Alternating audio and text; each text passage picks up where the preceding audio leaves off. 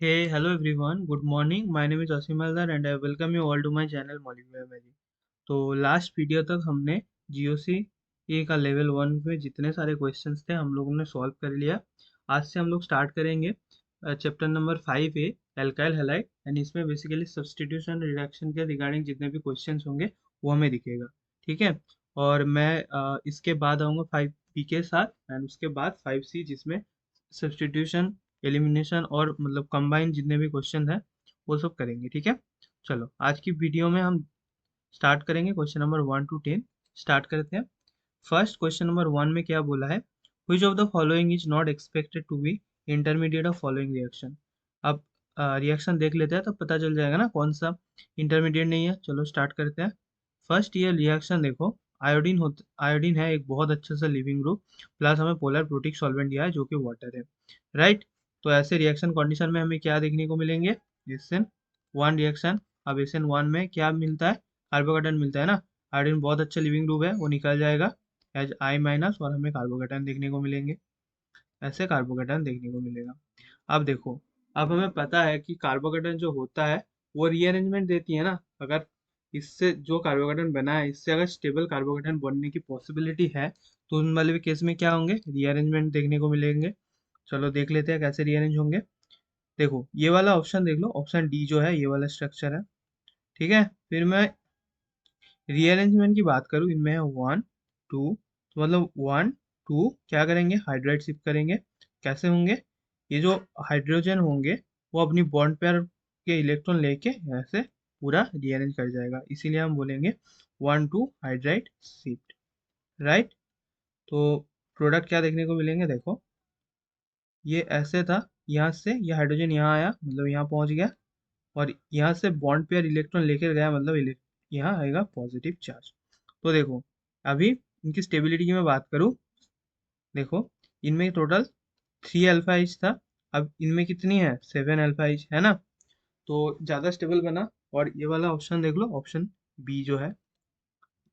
समझ आया। इसके बाद यही सबसे ज़्यादा स्टेबल कार्बोहाइड्रेट जो भी पॉसिबिलिटी है बनने का, उनमें सबसे ज़्यादा स्टेबल यही बनेगा।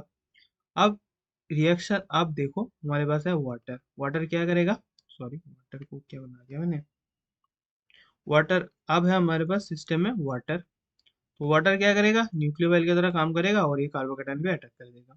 राइट। और प्रोडक्ट हमें क्या देखने को मिलेंगे, कुछ ऐसे। यहाँ से यहाँ पे वाटर एक्ट करी, वाटर अपना लोन पेयर दिया मतलब ऑक्सीजन के ऊपर आएगा पॉजिटिव चार्ज। ये देखो ऑप्शन सी बना है ना।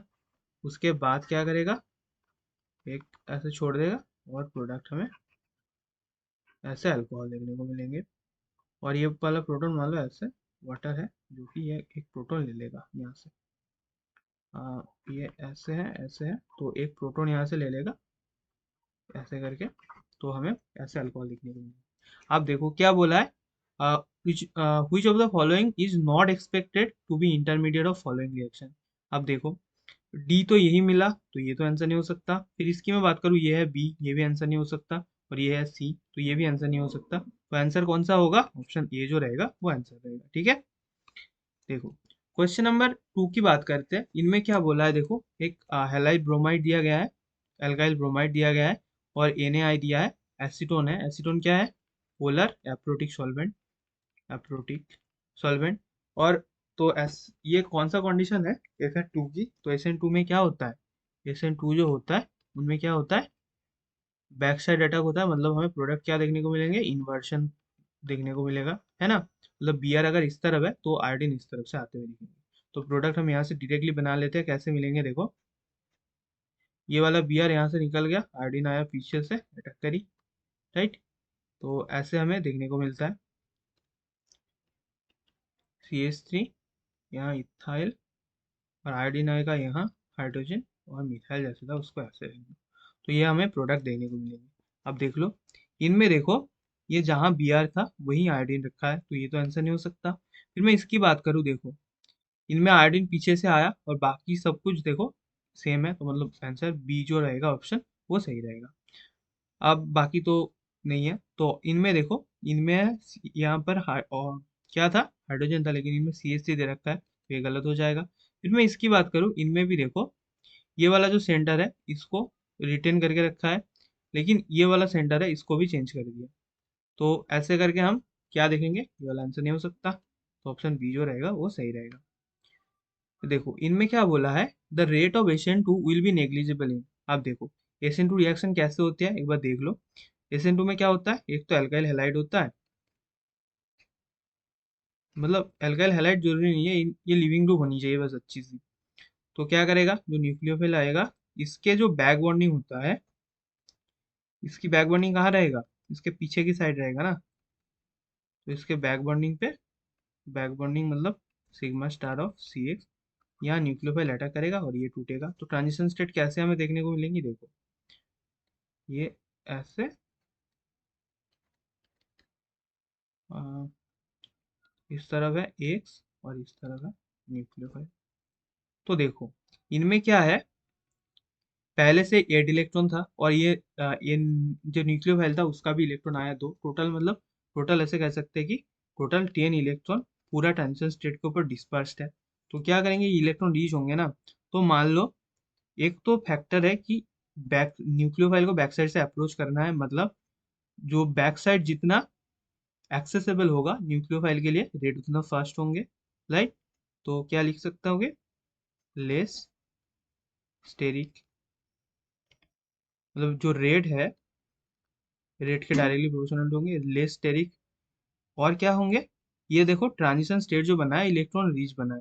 तो मान लो किसी तरह अगर ये चार्ज जो है, जो इलेक्ट्रॉन है वो अगर डिस्पर्स हो जाए, मतलब जो इलेक्ट्रॉन रीच बना है वो अगर कहीं से इलेक्ट्रॉन थोड़ा मतलब डिलोकलाइज हो जाए, तो उन वाले केस में भी रेट फास्ट होंगे। मतलब यहाँ डिलोकलाइजेशन इन ट्रांजिशन स्टेट देखेंगे, डिलोकलाइजेशन इन TS, राइट। तो ऐसे हमें देखने को मिलेंगे और प्रोडक्ट हमें कैसे देखने को मिलेगा, ऐसे मतलब इन्वर्टेड प्रोडक्ट हमें देखने को मिलेगा, न्यूक्लियर इस तरफ से आएंगे और बाकी जैसे था उसको ऐसे रहने दो। तो ये होता है ओवरऑल। और रेट हम कैसे देखेंगे, एक तो न्यूक्लियोफाइल एक्सेस करने के लिए, मतलब सिग्मा स्टार एक्सेस करने के लिए स्टेरिक लेस होनी चाहिए। और डिलोकलाइजेशन अगर ट्रांजिशन स्टेट में हो, मान लो यहाँ कोई पाई स्टार है, तो इनके पैरेलल अगर होगा तो डिलोकलाइजेशन हो जाएगा, राइट। तो हम देखेंगे, ऑप्शन देख लो। अब ये है हमारे पास 2 degree carbocation, sorry 2 degree alkyl halide. देखो तो न्यूक्लियोफाइल क्या करेगा, यहाँ से ऐसे अप्रोच करेगा, तो मतलब इसमें रिएक्शन SN2 रिएक्शन हो सकता है। अब इनकी मैं बात करूँ, इनमें देखो इन्हें है ना ऐसे पाई है, तो मतलब ट्रांजिशन स्टेट तो स्टेबल बनेगा, राइट। तो ये भी रिएक्शन हो जाएगा।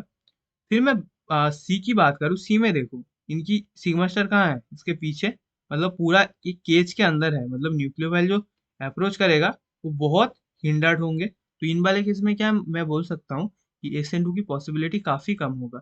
तो आंसर ऑप्शन सी जो रहेगा वो आंसर रहेगा। अच्छा ये इसको, इनमें SN2 की पॉसिबिलिटीज है, मतलब ये तो ऑप्शन नहीं हो सकता, राइट। तो ये भी आंसर ऑप्शन नहीं हो सकता, ये भी ऑप्शन नहीं हो सकता। अब डी की मैं बात करूँ, सिमिलर लाइक बी, तो इसमें भी रिएक्शन हो सकता है, तो ये भी आंसर नहीं हो सकता। तो ऐसे करके हम ऑप्शन सी को मार्क करेंगे, ठीक है। देखो इनमें क्या बोला है, what is the major product in the following reaction.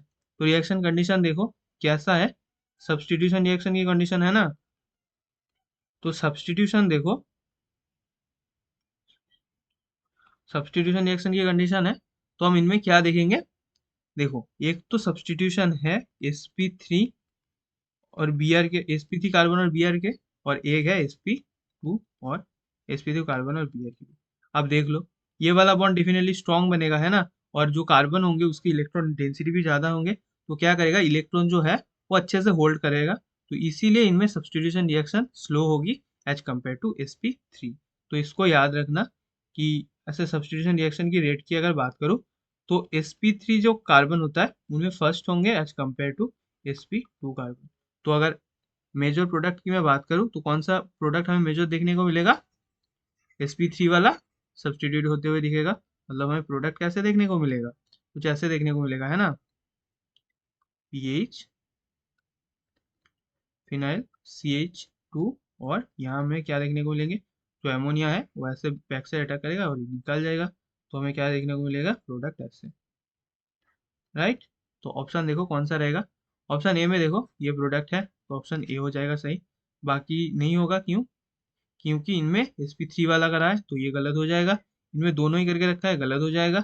इनमें देखो बी आर को ही हटा दिया, मतलब तो कुछ और ही हो गया ये, तो ये तो आंसर नहीं हो सकता। तो ऐसे करके हम ऑप्शन ए को मार्क करेंगे, ठीक है। देखो इनमें क्या बोला है, देखो सिस्टम कंडीशन, देखो रिएक्शन कंडीशन क्या है, आई माइनस, न्यूक्लियोफाइल बहुत अच्छा है, वेरी गुड न्यूक्लियोफाइल, मतलब क्या बोल दूं कि स्ट्रॉन्ग न्यूक्लियोफाइल। और डीएमएफ क्या है, polar, polar aprotic solvent, right. अब पोलर एप्रोटिक सॉल्वेंट का क्या मतलब हो गया, ये कैसे फेवर करेंगे रिएक्शन, SN2।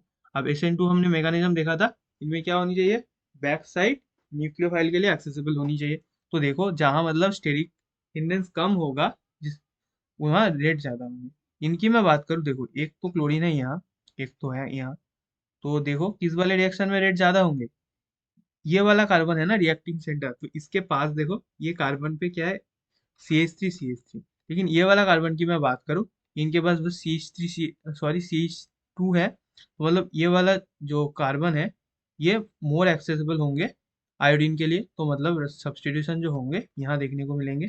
तो प्रोडक्ट क्या होगा, ये वाला Cl सब्सटीट्यूट हो जाएगा आयोडीन से, राइट, ये खत्म कर दो और आयोडीन जोड़ दो। तो ऐसे प्रोडक्ट हमें देखने को मिलेंगे, मतलब ये वाला आई से रिप्लेस हो जाएगा, ये वाला जो होंगे ये आई से रिप्लेस हो जाएगा। देखो अब ऑप्शन देख लो, ये वाला क्लोरीन को रिप्लेस करके रखा है, गलत हो गया। फिर मैं इसकी बात करूँ, इनमें देखो क्या है, एलिमिनेशन करके रखा है, तो ये भी गलत हो गया। इनकी भी बात करूँ, ये देखो एलिमिनेशन करके रखा है, तो ये भी गलत हो गया। अब बी की देखो, बी बी में क्या करके रखा है कि ये वाला Cl को एलिमिनेट कर दिया, तो मैं बोल सकता हूँ ऑप्शन बी जो रहेगा वो सही रहेगा, ठीक है। आप देख लो इनमें क्या बोला है, which of the following expressions is representative rate law of SN2। अब SN2 हमें पता है SN2 की रेट क्या होती है, रेट ऑफ SN2 क्या होती है, proportionality constant into substrate concentration plus क्या होता है, न्यूक्लियोफाइल की कंसंट्रेशन। अब देखो SN2 रिएक्शन की मैं बात करूं, ये क्या है, इनमें पॉजिटिव चार्ज, इनमें नेगेटिव चार्ज, तो पोलरिटी डिफरेंस होंगे, मतलब ये वाला जो रिएक्टिंग सेंटर रहेगा, तो मान लो कुछ ऐसे, तो ये वाला जो रिएक्टिंग सेंटर रहेगा उनमें कार्बन होंगे, तब जाके इनमें पॉजिटिव चार्ज होंगे, तब जाके ये न्यूक्लियोफाइल अटैक करेगा ना, मतलब इसको मैं बोल सकता हूँ क्या, ये इलेक्ट्रोफाइल की तरह काम करेंगे ऐसे। तो मैं अगर सबस्ट्रेट को किसी तरह मतलब ऐसे सब्स्टिट्यूट कर दिया इलेक्ट्रोफाइल के साथ, तो हमें क्या देखने को मिलेंगे कि रेट जो होंगे वो इलेक्ट्रोफाइल के कंसेंट्रेशन प्लस न्यूक्लियोफाइल के कंसेंट्रेशन होंगे। तो ऑप्शन देख लो, इनमें क्या बोला है, रेट इजिकल टू इलेक्ट्रोफाइल, तो ये तो गलत हो गया। इनमें देखो इलेक्ट्रोफाइल न्यूक्लियोफाइल, तो ऑप्शन बी जो रहेगा वो सही रहेगा। इनमें सिर्फ दो दो न्यूक्लियोफाइल की बात करिए, ऐसे तो होता ही नहीं है। इनकी बात करूँ दो दो इलेक्ट्रोफाइल, तो ऐसे भी नहीं होता, तो ऑप्शन डी भी हट जाएगा। तो ऐसे करके हम ऑप्शन बी को मार्क करेंगे, ठीक है। इनमें देखो क्या बोला है, रिएक्शन की कंडीशन देखो, Na है स्ट्रॉन्ग न्यूक्लियोफाइल, और इनकी मैं बात करूँ एसीटोन कैसी होती है, एप्रोटिक सॉल्वेंट होता है ना, पोलर एप्रोटिक सॉल्वेंट। तो कंडीशन किसकी है, SN2 की। तो SN2 में हमें पता है कि क्या देखना है, बैक साइड अटैक होंगे और लिविंग ग्रुप भी अच्छी होनी चाहिए। तो देखो लिविंग ग्रुप की मैं अगर बात करूँ, ब्रोमीन और फ्लोरीन माइनस में अच्छा लिविंग ग्रुप कौन होगा, ऑब्वियसली ब्रोमीन, क्यों, क्योंकि ये वाला जो ब्रोमीन Br माइनस होंगे वो ज़्यादा स्टेबल होंगे as compared to F minus. तो रिएक्शन हमें कहाँ देखने को मिलेंगे, यहाँ, तो ये वाला कार्बन सेंटर पे। और कैसे रिएक्शन देखने को मिलेंगे, इन्वर्शन देखने को मिलेगा, तो Br यहाँ से निकलेगा और आयोडीन आएगा, राइट। तो देखो प्रोडक्ट कैसे देखने को मिलेंगे, ये जैसे था उसको ऐसे ही रहने दो, F माइनस यहाँ हाइड्रोजन। और इसकी मैं बात करूँ, इनमें देखो ये आयोडीन पीछे से आएगा और हाइड्रोजन जो होंगे वो आगे की तरफ चले आएगा।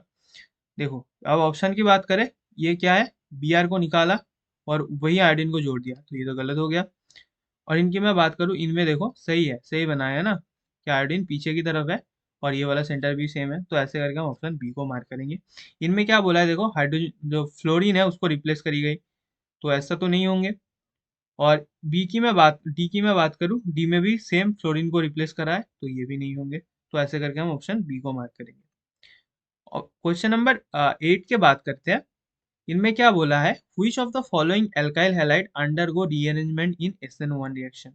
आप देखो SN1 रिएक्शन की मैं अगर बात करूँ तो क्या होंगे, ऐसे होंगे।